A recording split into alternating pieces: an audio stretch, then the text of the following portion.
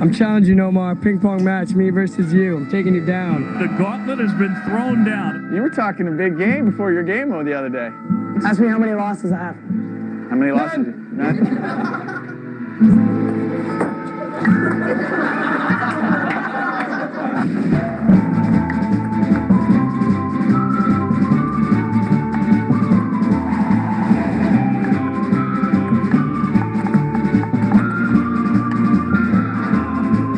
There it is. There it is. I just beat the 5-year champ. Who's next? Who's next? I like it. Here we go.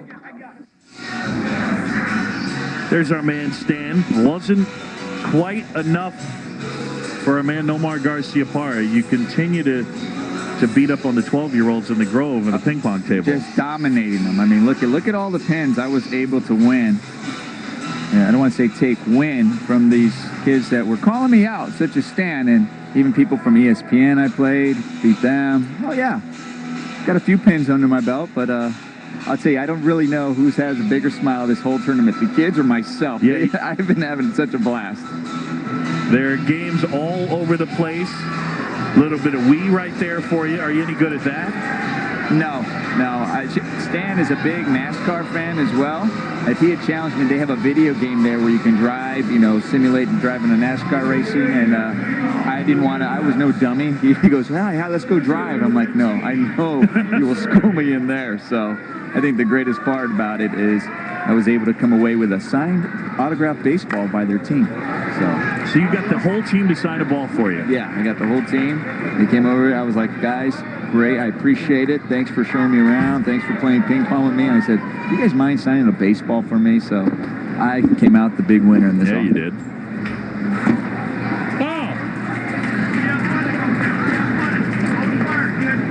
Johnny Vasari at the plate. Vasari, the manager's son, today's starting pitcher for Minnesota. 1-1 game. Bouncer past the mound. Tujo picks it up. And the throw gets past Mueller. Safe at first is Vasari.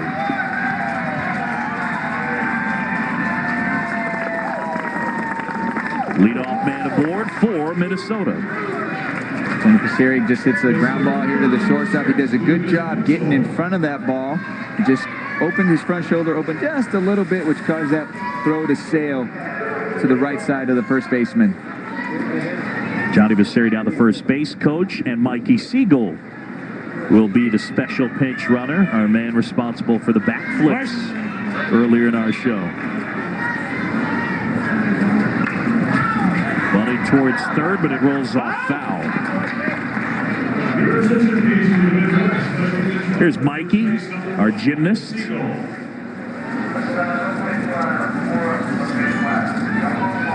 He's getting praise from dugout there, and not only was he getting praise from dugout, the crowd was, when he was doing that before the game, just erupted at what he was able to do.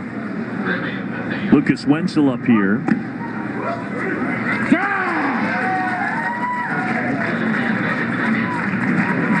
Now the special pinch runner that they use, part of the rules here at Little League Baseball, you can do it by using a player that is not in the batting order for any offensive player, only once per game for that player and only once per inning. So they cannot run for Johnny Vasari again,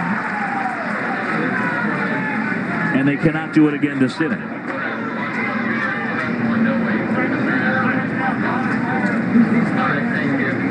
Coleman ahead 0-2.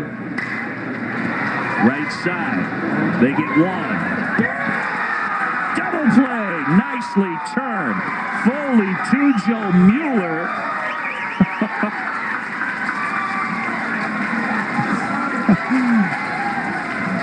This is just a perfectly executed double play. Hard ground ball to the second baseman. Nice just flip. Lofts it up there for the shortstop to come across and throw him out at first base. And after this play, the excitement that they have, perfectly executed, throws a strike, looking for that. It was just perfect. The sheer joy and excitement.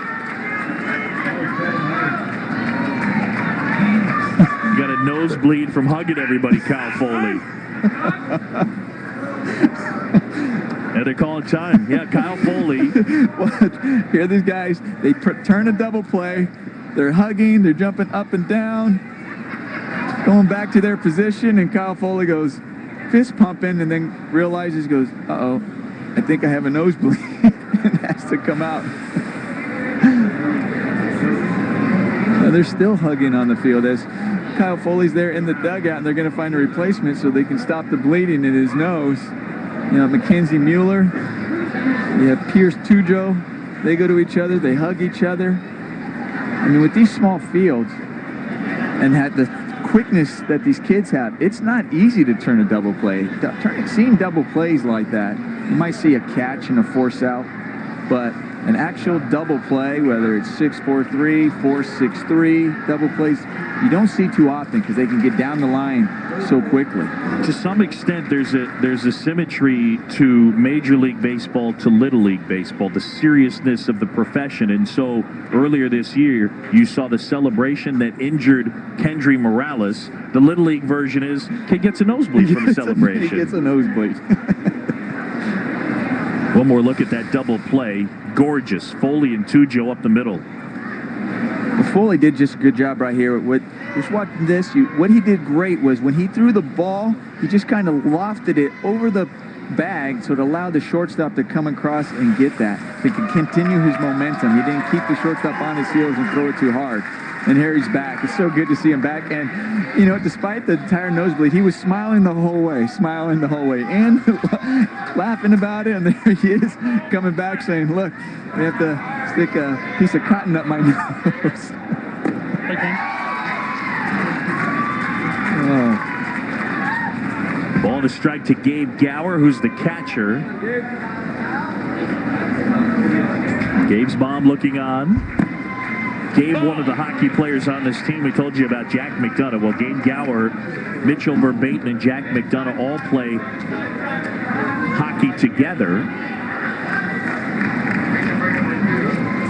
At the Midwest Regional, at times they were chanting Gower Power, kind of a takeoff on the Mauer Power signs you see all over Minneapolis. At the beginning, I think I think there was but one didn't say Joe Mauer as their favorite player beginning of the game. And his was Justin Morneau. I'm like, well, there's a stretch. He's one MVP or another. Right. Been a picture-perfect time here in Williamsport for all these teams. Towards third, and that's a fair ball because it went off Gonzalez's glove. And into second moves Gower.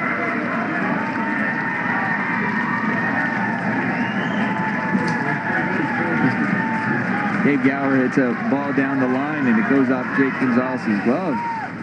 And I think it confused the umpire a little bit because Jake Gonzalez plays so close, and the umpire was like, well, I think it's fair because it did go off your glove before it went foul, and off your glove, and you knocked it foul, so it's a fair ball. It touched you in fair territory, so he didn't make a foul call. He just said it's either fair or I won't make the call at all, meaning it's still fair.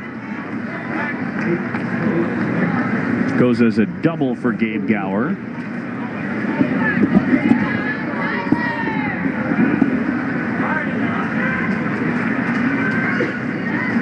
Back to the top of the order. Okay. And Josh Thorpe right there. The other thing on those plays with the umpire, a lot of times for the umpire, you see the umpire standing behind third base. If there has to be a fair foul call before it reaches the bag, the home plate umpire usually makes that call. And that's why we kind of saw the umpire hesitate there with his hand, like, I don't know whether to call it, because it wasn't his call. The home plate umpire did call it fair first, so he said, okay, I really don't have to make the call. And they too, volunteer umpires, volunteering their time, have done just such a great job, great teamwork themselves. Our plate umpire today is Keith Peterson. Keith from Rhode Island. We have him mic'd up. He's got a little bit of a Jim Joyce, Dutch Rennert strike call to him, a bit of a delay, and then barks it out nice and loud. Ullman from his knees, and that's the inning. Minnesota and Germany tied at 1. The German team flashing the leather